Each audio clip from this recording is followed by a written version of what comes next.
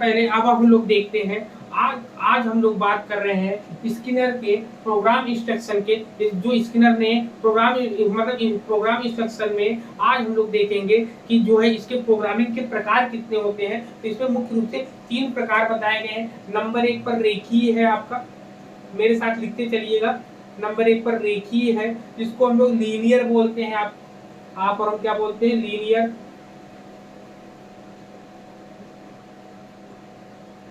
ठीक है, linear programme होता है। दूसरा आपका होता है शाखीय। दूसरा क्या होता है? शाखीय। ठीक है, शाखी को हम लोग क्या बोलते हैं? ब्रांचिंग बोलते हैं।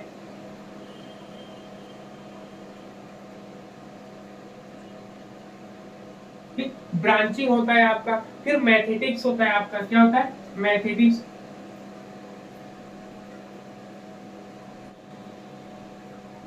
मैथेटिक्स होते हैं। तो इसको इन्होंने 3 भागों में डिवाइड किया। 3 इसके पॉइंट इन्होंने बताए, 3 भाग इन्होंने बताए हैं।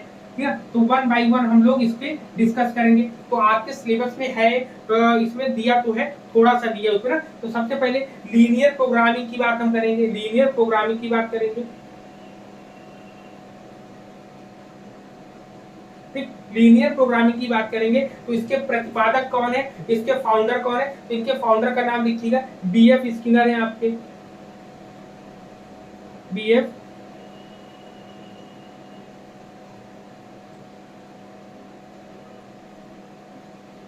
स्किनर है आपके। ठीक है, इसके फाउंडर है।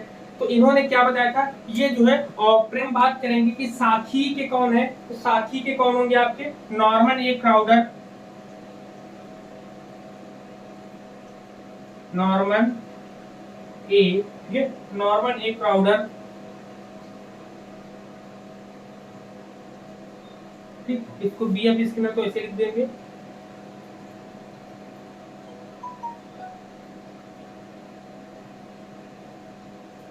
बीएफ स्किनर है, इसके नॉर्मन ए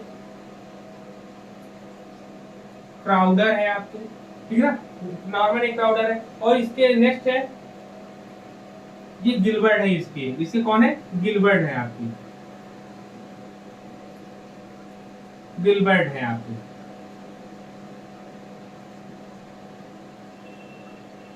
ठीक, गिलबर्ट है इसके आपके। ठीक है ना।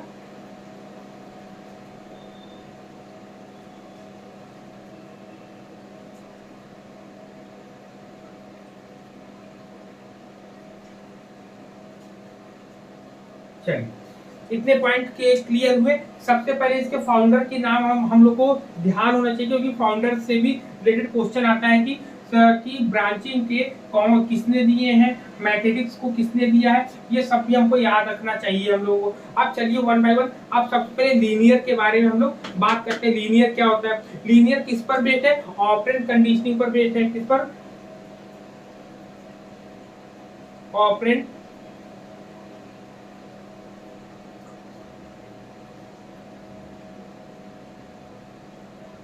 Operand conditioning. ठीक, ऑपरेंड कंडीशनिंग पर यह जो है सिद्धांत आधारित है, या जो लीनियर प्रोग्राम है या इस पर आधारित है। इसमें क्या होता है? इसमें मानव व्यवहार को एक निश्चित दिशा प्रदान की जाती है। इसमें क्या किया जाता है? नोट करते चलिए। जो पॉइंट आपको इंपॉर्टेंट लगे वो आप लोग नोट करो, जो मुझे लगे मैं इसको नोट करते रहूंगा। ये जो है मानव के व्यवहार को निश्चितता प्रदान करती है, तथा इसमें जो है इच्छित व्यवहार सिखाया जाता है। मतलब बालक को जो मन है उसको वही व्यवहार सिखाने का प्रयास करते हैं। इससे क्या होता है कि मानव के मार्ग में जो उसमें आने वाली छोटी छोटी परेशानियां हैं उसमें वो वांछित आती है। कुल मिला के इसका प्रयोग जो है छोटे छोटे पदों में हम प्रयोग करते हैं। लिखेंगे इसका प्रयोग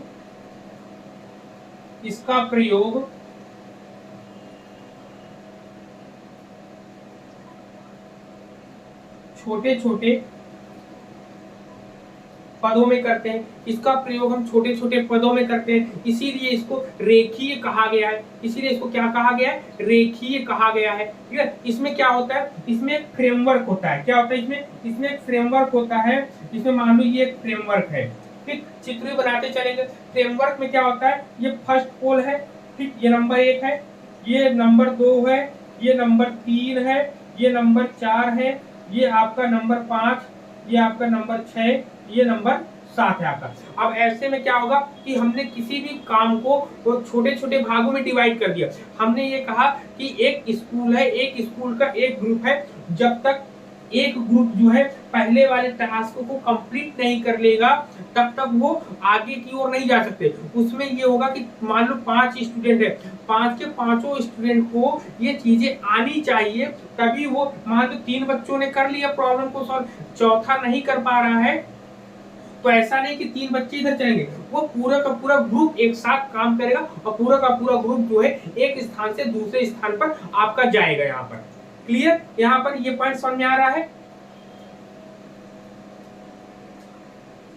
जी सर। हाँ, इसमें क्या करते हैं, इसमें बच्चों के सामने जब कभी कोई लर्निंग प्रॉब्लम सिखाते हैं, कोई चीज सिखाते तो उनके सामने क्या करते हैं, किसी भी समस्या को हल करने के लिए पहले छोटे भागों में विभाजित करते हैं, तब जाके उसको सिखाने का काम करते हैं। और छात्र से जो है उनसे प्रश्न पूछते हैं छोटे भाग में डिवाइड करके कि क्या ये चीज समझ में आई, समझ में आई तो कैसे हुआ। तो जब बड़ी चीज को हम काट के छोटी कर देंगे तो वो आराम से आपको चीजें समझ में आना शुरू हो जाएगी आपकी। ठीक है ना, क्लियर है पॉइंट? यहाँ पर बताइए। कहता है इसमें और सुनो, इसमें कहता है कि रेखी जो प्रोग्रामिंग, जो लीनियर प्रोग्राम होता है, लीनियर प्रोग्रामिंग के अंतर्गत छात्रों के सामने शिक्षण सामग्री का एक छोटा सा पद जो प्रस्तुत किया जाता है, फिर उसके बाद छात्र उसे अच्छी तरह से समझते हैं और उससे संबंधित प्रश्नों का उत्तर देते हैं। मान लो उनके सामने कोई रख दिया, उनके छोटे और कोई टॉपिक रख दिया, टॉपिक से रिलेटेड उन लोगों ने पढ़ा और उनसे संबंधित उनसे प्रश्न पूछा जाता है, तो छात्र को उसका उत्तर सही या गलत होने का ज्ञान कराया जाता है कि आपने यहाँ पर अगर उत्तर दिया है तो कैसे उत्तर सही है, या आपने इसका उत्तर दिया है तो इसका उत्तर क्यों गलत है। यदि इसका उत्तर सही है तो उससे पुनर्वरण मिल जाता है। देखिए यहीं पर है, यदि उसने उत्तर सही दिया तो उसको रेनफोर्समेंट मिलता है, लेकिन अगर उसने उत्तर गलत दिया तो फिर से उसको वही वर्क करना पड़ता है। इसीलिए इसको छोटे भागों में डिवाइड कर दिया गया है। क्लियर है पॉइंट? क्लियर इतने पॉइंट? और ये जो है एक सीधी रेखा में जाता है, इसलिए इसको रेखीय कहा गया है। ये एक सीधी रेखा में जाता है इसलिए इसको रेखीय कहा गया। इसकी विशेषताओं की बात करें तो ये जो है छात्रों को क्रमबद्ध रूप से छोटे पदों के माध्यम से सिखाने की गति पर ध्यान देता है। मतलब एक रेखीय गति पर, एक सीधी रेखा पर सीखने के प्रयासों पर बल देता है। दूसरा, इसमें छात्र की अनुक्रिया की जांच, सही अनुक्रिया के लिए पृष्ठ पोषण की व्यवस्था की जाती है। मतलब उसे फीडबैक दिया था, फीडबैक के रूप में उसको क्या दिया, रेनफोर्समेंट दिया था। या और यदि बच्चा गलत उत्तर देता है तो उसको फिर से रिकैप, फिर से वही प्रक्रिया दोहरानी पड़ जाती है। क्लियर? फिर इसमें कहता है कि अधिगम को सरल बनाने के लिए यहाँ पर प्रॉम्प्ट्स और क्यूज का प्रयोग किया जाता है। प्रॉम्प्ट का उपयोग किसका उपयोग किया था? प्रॉम्प्ट का उपयोग किया था। लिखिएगा, देखिए प्रॉम्प्ट, ठीक, प्रॉम्प्ट लिखिए। प्रॉम्प्ट को बोलते हैं उपबोध।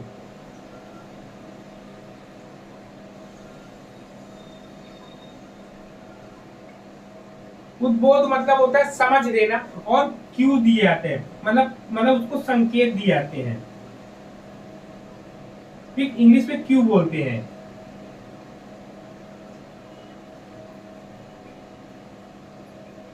इंग्लिश में क्यूज बोलते हैं ना, क्यूज, संकेत देना। मतलब उनको वो समझ उनके अंदर पैदा करते हैं, उपबोध देते हैं, उनको जो है कहीं न कहीं हिंट देते हैं, संकेत देते हैं। फिर उसको क्या करते हैं, धीरे धीरे हम उसको हटाना शुरू कर दें ताकि बच्चा स्वयं से स्वयं से करना सीख जाए।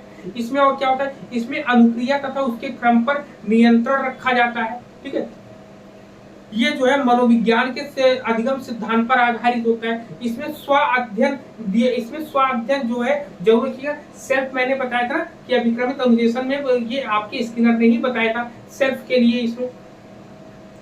ठीक, तो इसके इतने पॉइंट यहाँ पर होते हैं। क्लियर है यहाँ पर? सर मनोविज्ञान किस पे आधारित है? मनोविज्ञान के अधिगम सिद्धांत पर आधारित है।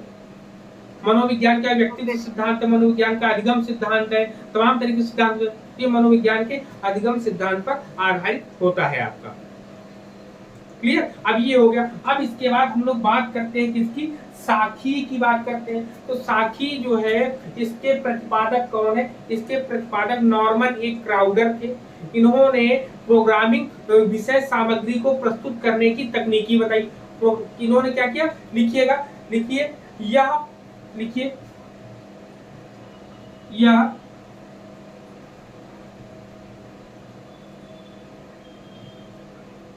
देखिए, यह प्रोग्रामिंग की विषय सामग्री, ठीक है, कंटेंट मटेरियल,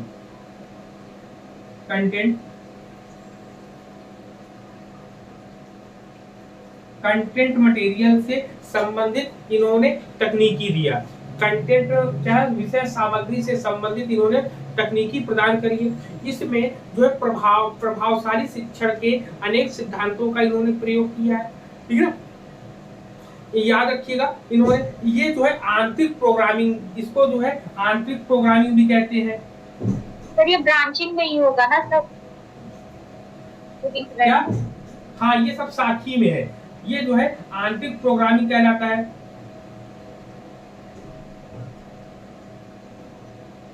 आंतरिक प्रोग्रामिंग। फिर मन में प्रश्न आता होगा कि भाई आंतरिक प्रोग्रामिंग है, इसको इंग्लिश में देखिए, इंग्लिश में भी लिख लीजिएगा, इंग्लिश में ही पूछा जाता है, कभी कभी इंग्लिश में ही नाम दिया जाता है। इंट्रीनिस होता है आपका, इंट्रीनिक, ठीक, ये आप इसको लिख लीजिएगा, इंट्रीन।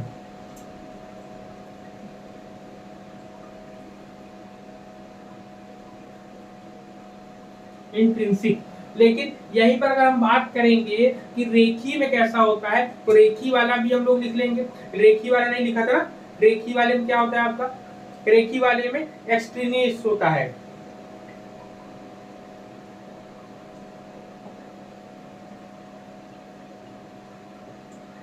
एक्सट्रिंसिक होता है आपका ना, एक्सट्रिंसिक होता है।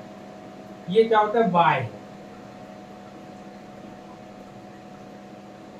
प्रोग्रामिंग होती है ना।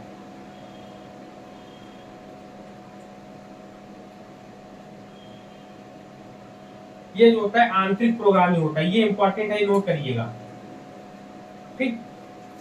ये आपका आंतरिक होता है, ये आपका बाय है, सॉरी ये आपका बाय होता है, ये आपका आंतरिक होता है, ठीक है ना, आंतरिक होता है। इसमें क्या होता है, साखी में जो होता है कि इसमें प्रोग्रामिंग जो है, प्रोग्रामिंग में एक या दो पैरों या एक या दो पेज का एक फ्रेम होता है। क्या होता है, एक पेज या दो पेज का एक फ्रेम होता है। लिखेंगे, यहाँ पे लिखिए, नेक्स्ट लिखेंगे पॉइंट, नेक्स्ट पॉइंट लिखिएगा, साखी प्रोग्रामिंग में, लिखिए आप लोग, साखी प्रोग्रामिंग में एक या दो पेज का एक फ्रेम दिया जाता है, एक या दो पेज का फ्रेम दिया जाता है। सर साखी में लिखेंगे, इसी में लिखो, इसी में देखिए, साखी प्रोग्रामिंग में एक या दो पेज का एक फ्रेम दिया जाता है, ठीक। फिर लिखिएगा, रेखी प्रोग्रामिंग की तुलना में साखी प्रोग्रामिंग बड़ा होता है। ये जो है लिखेंगे, रेखी की तुलना में, रेखी की तुलना में बड़ा होता है।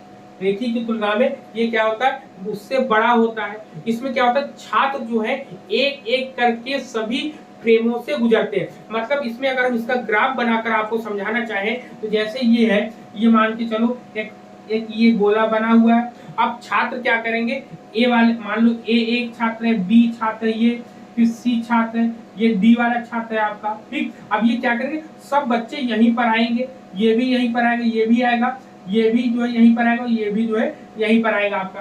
तो सब जो है अलग अलग रास्तों से आ रहे हैं, लेकिन पहुंच सब लोग एक ही जगह रहे हैं। फिर यहाँ पर ये दूसरा, ये पहला पड़ाव हो गया, फिर ये दूसरा पड़ाव आएगा। दूसरे में भी क्या होगा, दूसरे में भी ऐसे ही आएगा, ए वाले से यहाँ, बी वाले से यहाँ, सी वाले से यहाँ और डी वाले से यहाँ आपका ऐसे आएगा, ठीक है। तो ये क्या कर रहे हैं, एक रास्ता ऐसे बनता है ना, ये ऐसे रास्ता बनता जा रहा है, फिर ये रास्ता ऐसे जाएगा, फिर यहाँ पर ऐसे गोला होगा, ये आपका बी यहाँ, ए यहाँ जाएगा, सी यहाँ जाएगा, डी यहाँ जाएगा, तो ऐसे ही पूरा का पूरा ये क्रम बनेगा। तो कुल मिला के कहने का मतलब ये है कि हर बच्चे को हर एक परिस्थिति से गुजर के जाना पड़ेगा। ऐसा नहीं है कि कोई, अब ये एक बच्चा अगर इसने कर लिया तो इसको जो है प्रॉब्लम को सॉर्ट आउट कर लिया, तो वो अगले अगले चैलेंज के लिए तैयार रहेगा। लेकिन रेखी में क्या था, रेखी में था कि सभी बच्चे जब तक नहीं कर लेते तब तक दूसरे पॉइंट में वो दूसरे जगह पर नहीं जा सकते, जब तक पूरे वो लोग नहीं करेंगे। लेकिन साखी में क्या करते हैं, साखी में एक बच्चा अगर पार कर गया वो तुरंत दूसरे में चला जाएगा आपका ना। तो ये आपका फ्रेम है, ये एक या दो, इसमें क्या करते हैं, इसमें कमजोर छात्र की अपेक्षा प्रतिभाशाली जो छात्र होते हैं उनको ज्यादा इसमें रुचि आती है, क्योंकि इसमें चैलेंजेस ज्यादा दिखाई देते हैं आपके। क्लियर है पॉइंट कि ये जो है ऐसे साखी क्रम में चलता है, एक गया फिर दो गया फिर तीन गया, फिर ऐसे क्रम ये पूरा चलता रहता है आपका, जब तक वो अपने एम तक पहुंच नहीं जाता है। ठीक है जी सर। सर ये आंतरिक प्रोग्रामिंग मीन्स क्या है? क्या हो गया है इसमें? सर आंतरिक प्रोग्रामिंग मीन्स क्या है यहाँ पे? आंतरिक का आप आंतरिक में बताते हैं। इसमें आंतरिक का मतलब होता है ये इंटरनल चीजों पर फोकस करता है। ये क्या कहता है कि बाहरी फोकस पे कैसे करता है, ये कहता है कि जब तक सब लोग ना कर लें तब तक आपको नहीं जाना है, तो उसको बाहरी रूप में सबको देखना पड़ता है ना। इंटरनल में क्या, इसमें आंतरिक क्यों होता है, क्योंकि यहाँ सेल्फ बच्चा अपने आप से कि चीजों को प्रॉब्लम को सॉर्ट आउट कर लेता है, तब जाके वो आगे बढ़ता है यहाँ पर। ठीक है ना, यहाँ पर ये हो जाता है। इसमें क्या करता है कि इस प्रकार में साखी जो है, इसलिए इसको साखी कहा जाता है क्योंकि इसमें सभी छात्र जो है रेखीय अभिक्रमण की एक दूसरे के मतलब एक पद से दूसरे पद, दूसरे पद से तीसरे पद पर नहीं जाते, बल्कि वो अपनी स्थिति अनुसार, अपनी इच्छा अनुसार शाखाओं, अपनी इच्छा अनुसार जो है ब्रांच को चुनते हैं और उसी रास्ते पर जाते हैं। अब किसी को ए वाले पर जाना है, किसी को बी वाले से जाना है, किसी को सी वाले से जाना है, किसी को डी वाले जाना है। लेकिन अगर रेखी की बात करें, लीनियर तो एक ही सीधी रेखा में चल रहा है, ये सीधी रेखा में नहीं फैलाव के साथ ये चलते हैं। अगर इनकी विशेषताओं की बात करें तो साखी जो है अभिक्रम, साखी मतलब ब्रांचिंग जो होता है, ब्रांचिंग प्रोग्राम जो है लीनियर प्रोग्राम की तुलना में प्रत्येक फ्रेम से अधिक बड़ा होता है। इसमें छात्र जो है विभिन्न स्टेप से होकर लास्ट स्टेज तक पहुंचते हैं। इसमें स्वतंत्र, इसमें कुल मिला के फ्रीडम होती है, जबकि इसमें फ्रीडम नहीं होती है आपकी। ठीक है ना, फ्रीडम होती है इसमें दूसरे में, जबकि फ्रीडम ब्रांचिंग में फ्रीडम नहीं देखने को मिलता है यहाँ पर। ठीक है ना, यहाँ पर छात्र क्या करते हैं, छात्र गलत अनुक्रिया करने पर मतलब गलत रिस्पांस करने पर छात्र उसे सही करने के लिए अवसर दिया। यहाँ पर छात्र को गलत चीजें जब करते हैं तो गलत करने पर उनको सही करने का अवसर दिया जाता है। मतलब इनको पुराना फिर से घूम के पीछे नहीं जाना है, बल्कि वहीं पर अपनी गलतियों को सुधार कर आगे पहुंचने का इसमें दिया था। जबकि इसमें क्या होता है, फिर से रिसाइकिल हो जाता है यहाँ पर। क्लियर है पॉइंट ये? और ये जो है छात्र केंद्रित होता है आपका। यहाँ पर ये क्या होता है, स्टूडेंट ओरिएंटेड होता है, जबकि इसमें क्या होता है, टीचर स्टूडेंट दोनों इसमें मिक्स रहते हैं यहाँ पर आपके। क्लियर? जी सर। ठीक है ना। फिर इसके बाद हम लोग मैथमेटिक्स की बात करते हैं, इसको साफ कर दें।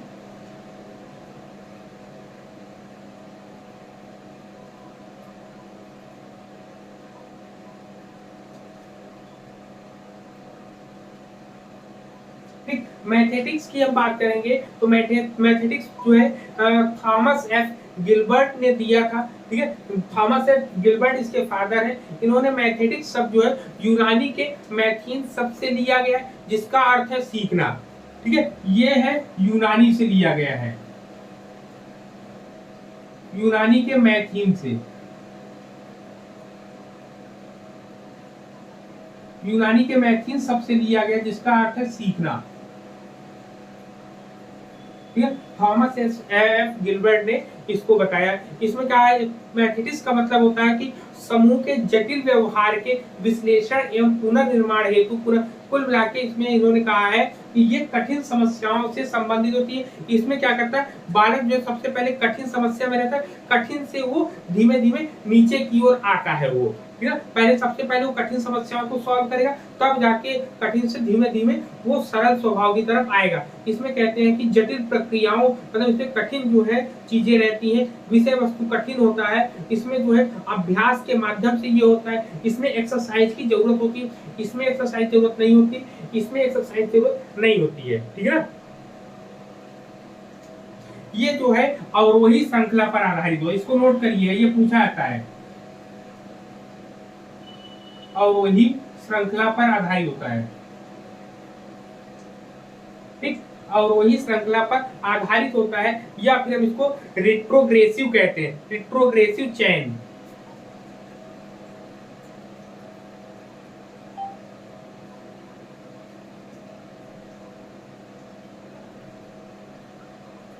रेट्रोग्रेसिव, ठीक है, रेट्रोग्रेसिव चैन बोलते हैं, ठीक है ना, रेट्रोग्रेसिव चैन, ठीक। रेट्रोग्रेसिव चैन होता है, चैनिंग होती है, आप लिख दो चैन या चैनिंग, ठीक। ये एक तरीके से एक प्रकार का चैन बना होता है। इसमें क्या होता है, इसमें जो है मतलब शुरुआत में इसके जो है 3 स्टेप, 3 अवस्थाएं बताई गई है, 3 अवस्थाएं बताई गई। इसकी जो एग्जाम में अवस्थाएं जरूर पूछी जाती है ना। नंबर 1 पर आपका आता है डेमोन्स्ट्रेशन,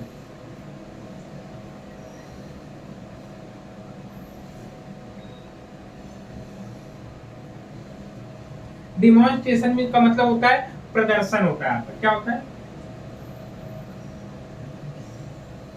प्रदर्शन होता है। नंबर 2 पर आपका होता है प्रमोशन, ठीक ना, प्रमोटिंग होता है, प्रमोटिंग।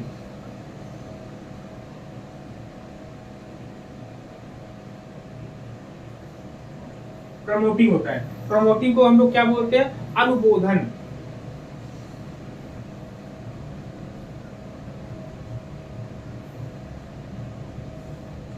अनुबोधन होता है। और नंबर 3 पर जो आता है आपका, नंबर 3 पे आपका आता है रिलीज, ठीक है,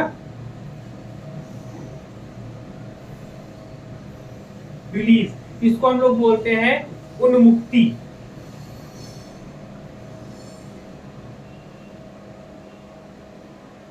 ठीक। अब इसको हम साफ करेंगे तभी और चीजें हम बता पाएंगे ना आगे। इसको हम साफ करते हैं ना।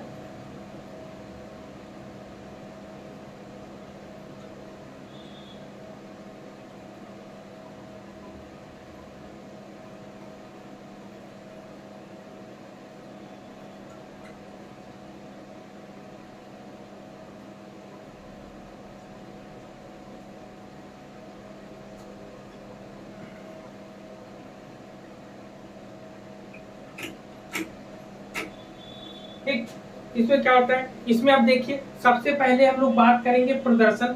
प्रदर्शन में क्या होता है, डेमोन्स्ट्रेशन में क्या होता है। तो डेमोन्स्ट्रेशन में छात्रों को अधिगम व्यवहार को प्रदर्शित किया जाता है, ठीक है ना। क्या करते हैं, अधिगम व्यवहार को प्रदर्शित किया जाता है। इसमें लिखिए, आप लिखिए छात्रों के अधिगम व्यवहार को प्रदर्शित किया जाता है।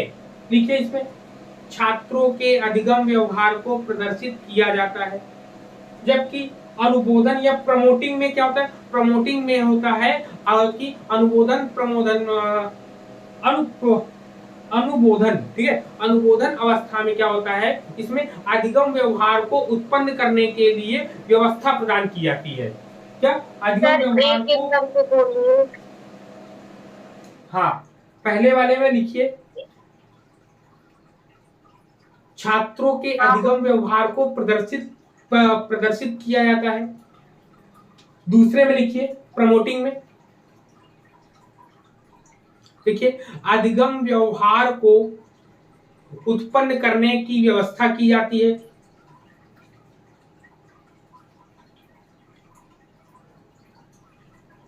लिख लिया,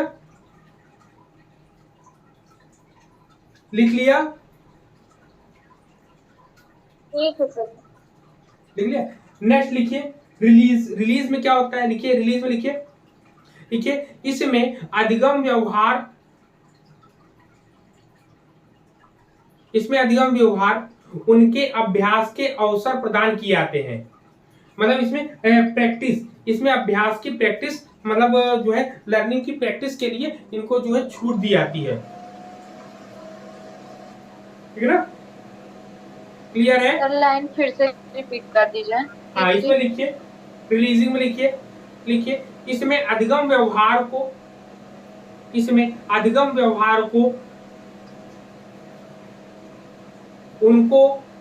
उनको अभ्यास के अवसर प्रदान किया जाता है। अभ्यास के अवसर प्रदान किया जाता है जो चीजें उन लोगों ने सीखी हुई हैं। अब मान लो हम नहीं है, जैसे आप हो या हम है, हम लोगों ने क्या किया, मैंने आपके प्रदर्शन को डिफाइन करने के लिए मैंने आपको डेमोन्स्ट्रेशन दिया। अब आपके अंदर जो भी कला थी आपने उसको प्रदर्शित किया मेरे सामने। अब उसको प्रदर्शित करने के जो आपके अंदर कला है, जो एबिलिटी मैंने प्रदर्शित करने के लिए आपको मौका दिया। अब आपको उसमें क्या है, हम उसमें आपको क्या दे रहे हैं, आपको जो है बताने के लिए जो आपके अंदर चीजें हैं, जो आपकी कला है, जो आपके अंदर एबिलिटी, जो योग्यता है, उसको प्रदर्शित करने के लिए जो हम करते हैं उसको प्रमोटिंग कहते हैं ना, प्रमोट करना कहते हैं ना। किसी के अंदर कोई कला है तो उसको प्रमोट करिए। प्रमोट का मतलब होता है लोगों के सामने लेकर आने का काम करते हैं। ठीक, जब लोगों के सामने लेकर आने का काम करते हैं तो वो आपका प्रमोटिंग का काम होता है। रिलीज में क्या होता है, रिलीज में आपका क्या होता है, उसमें प्रैक्टिस करने की उनको मौका दिया जाता है कि वो और बेहतर से बेहतर कर सके आपका, ठीक है, और बेहतर से बेहतर कर सके यहाँ पर। ठीक, इसीलिए ये ज्यादा कठिन हो जाता है यहाँ पर।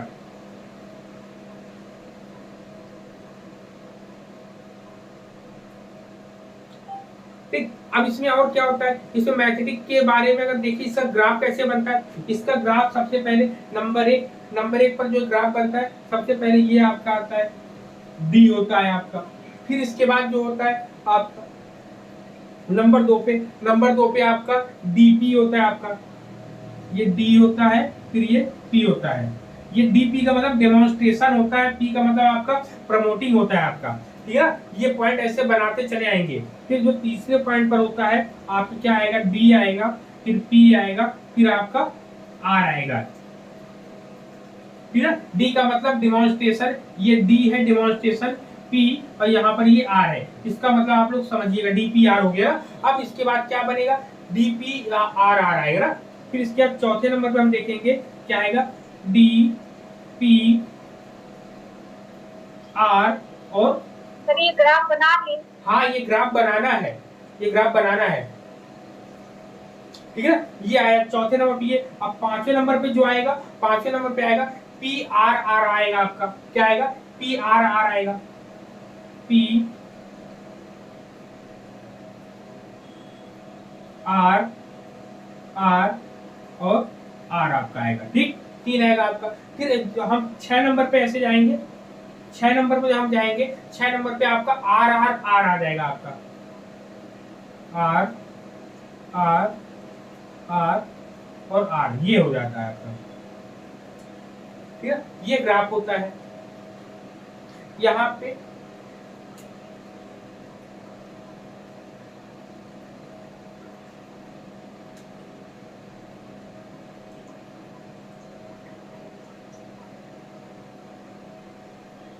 ये एक तरीके से फ्रेम में होता है। जब कभी फ्रेम की बात करी जाएगी, ये फ्रेम में होता है ना, फ्रेम में होता है। इसका फ्रेम का यूज जहां कराएगा वो मैथमेटिक्स के अंतर्गत आपका आ जाएगा। ठीक है, मैथमेटिक्स के अंतर्गत वो आपका आ जाएगा यहाँ पर। क्लियर है पॉइंट यहाँ पर, बताइए। तो यहाँ पर अभी इतना ही हम लोग करते हैं, और नेक्स्ट अब जो है कल की डेट में करेंगे ना। तो हम लोगों ने आज डिस्कस किया है बीएफ स्किनर का।